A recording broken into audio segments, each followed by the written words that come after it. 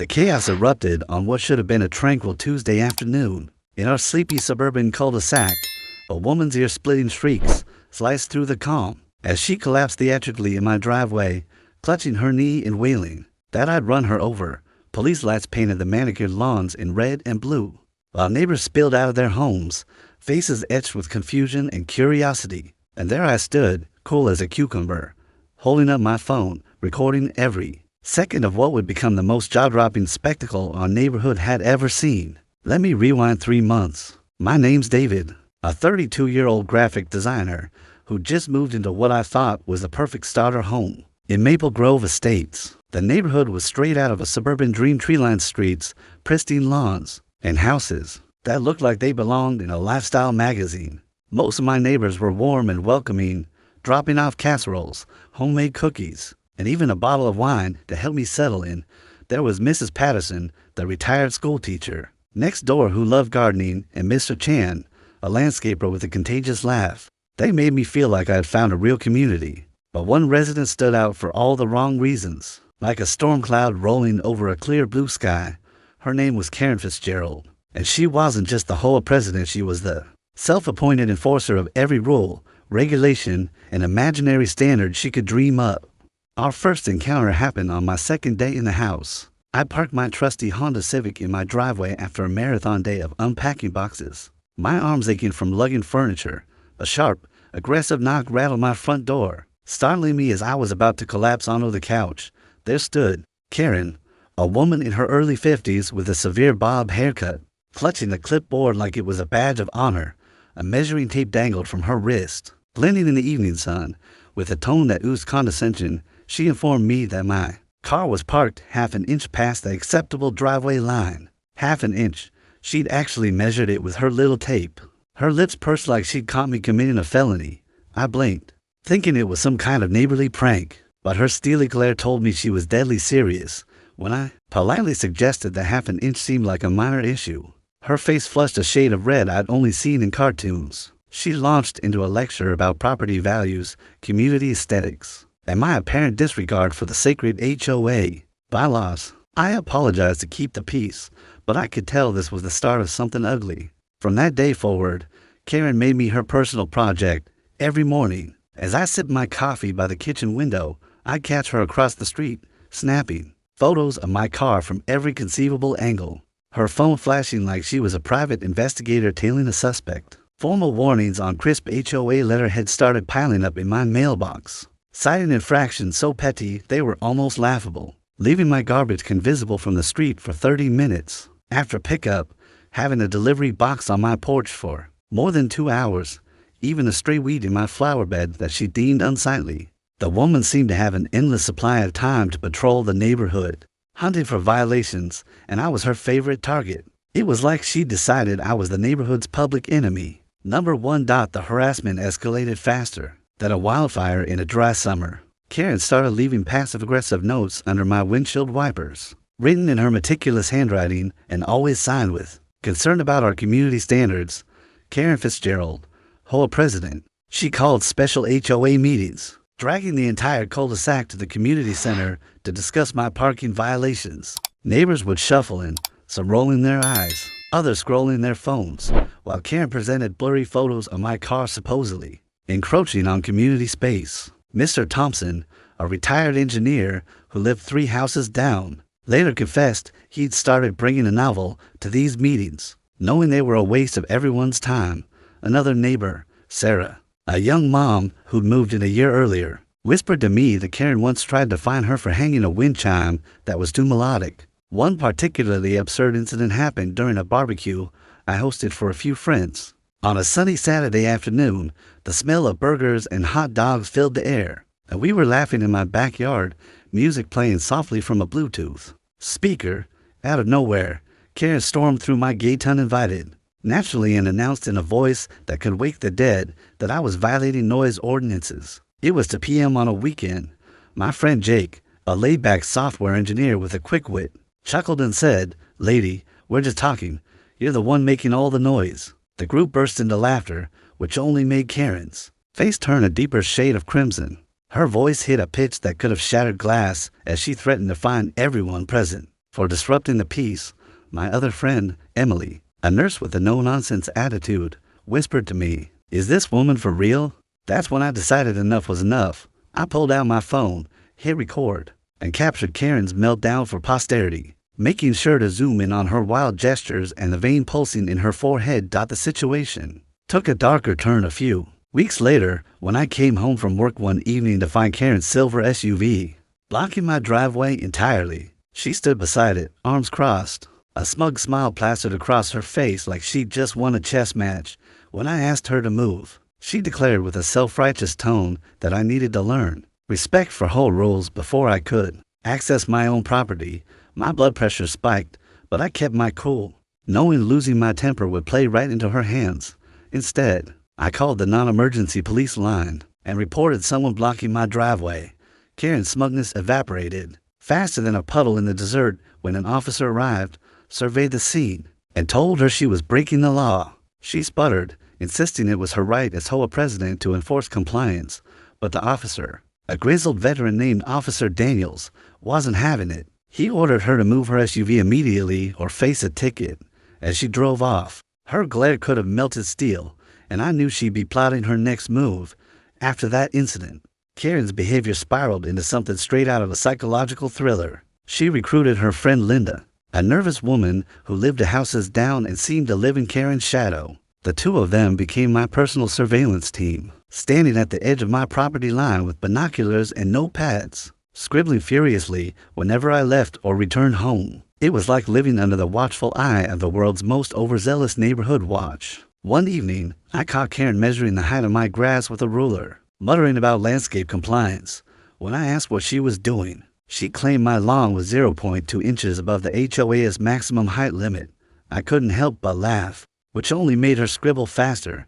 My patience was wearing thin, but I kept recording every interaction, building a digital arsenal of evidence. Other neighbors started approaching me in hushed tones, sharing their own stories of Karen's tyranny. Mrs. Patterson told me Karen had once fined her $100 for planting tulips that were too bright for the neighborhood's aesthetic. Mr. Chan revealed Karen had reported him to the city for unauthorized vehicle storage because he parked his work truck in his driveway overnight.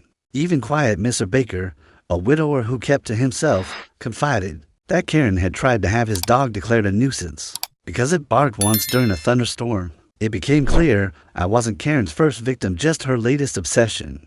The neighborhood felt like a battleground, with Karen as the self-appointed general, her tablet now replacing her clipboard as she tapped away with a zeal that suggested she was documenting the apocalypse. Then came that fateful Tuesday.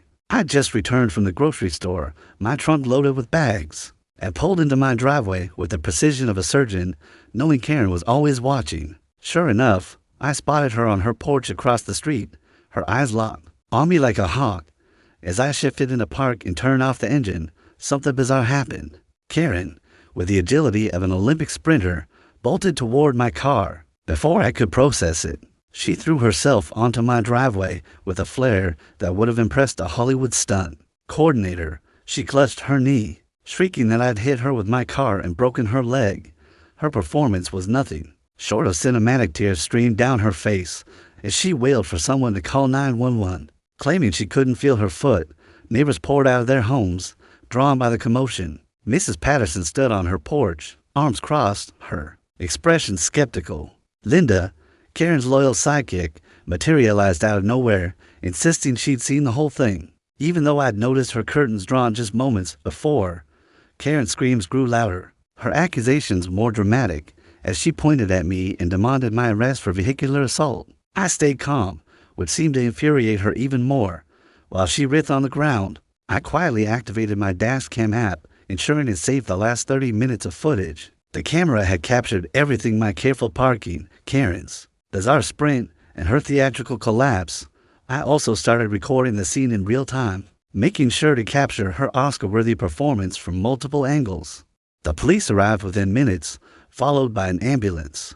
Karen immediately launched into her sob story, claiming I'd deliberately run her down due to our ongoing disputes. Her voice cracked with fake emotion as she described her immense pain.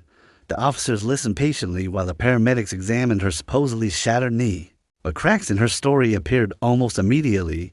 The lead paramedic, A no-nonsense guy named Mike looked puzzled as he checked her leg. He whispered something to his partner, and they ran a series of tests. Karen's cries of pain were oddly inconsistent. She didn't flinch when they touched her broken knee, but howled when they pressed her perfectly fine ankle.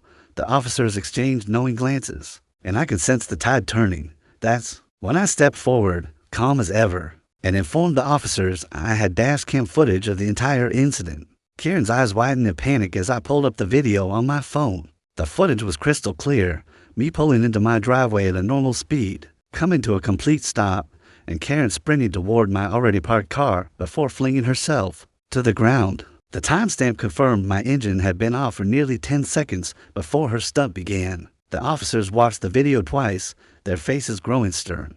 One turned to Karen, who was suddenly trying to stand despite her broken leg. She stammered that the video must be fake, that I doctored it somehow. But her story was collapsing faster than a house of cards. Linda tried to back her up, but when pressed, she admitted she'd only come outside after hearing Karen scream.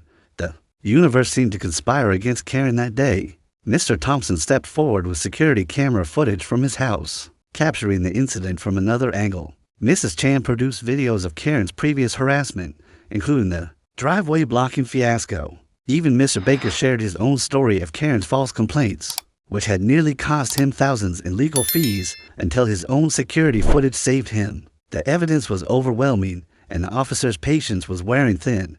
The lead officer, Officer Daniels, helped Karen to her feet, her miraculous recovery now complete.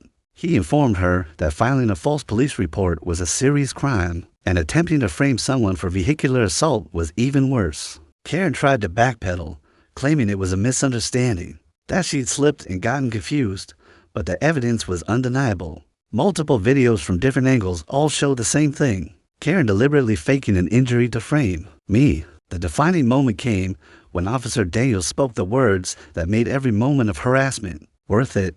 Karen Fitzgerald was under arrest for filing a false police report, attempting to frame someone for a crime, and obstruction of justice. The entire cul-de-sac watched in stunned silence as Karen was handcuffed and led to the squad car. Her face cycled through disbelief, rage, and finally defeated acceptance as reality sank in. As the police car pulled away, Officer Daniels explained that Karen faced serious consequences. Filing a false police report was a misdemeanor, carrying up to 6 months in jail and fines up to $5,000. But attempting to frame someone for vehicular assault elevated things to felony territory, potentially carrying to 5 years in prison. He also mentioned that her position as HOA president made things worse, as she'd abused her authority to harass residents. The next few weeks brought a cascade of revelations. The district attorney's office contacted me for my statement, and I learned they were building a strong case against Karen. She'd hired an expensive lawyer, but the video evidence was airtight. During the investigation, they uncovered a paper trail of 17 false complaints Karen had filed with various city departments over the past 3 years, all targeting neighbors who challenged her authority. One neighbor, Mrs. Rodriguez, had nearly lost her home after Karen reported her for unpermitted renovations. That turned out to be a simple deck repair.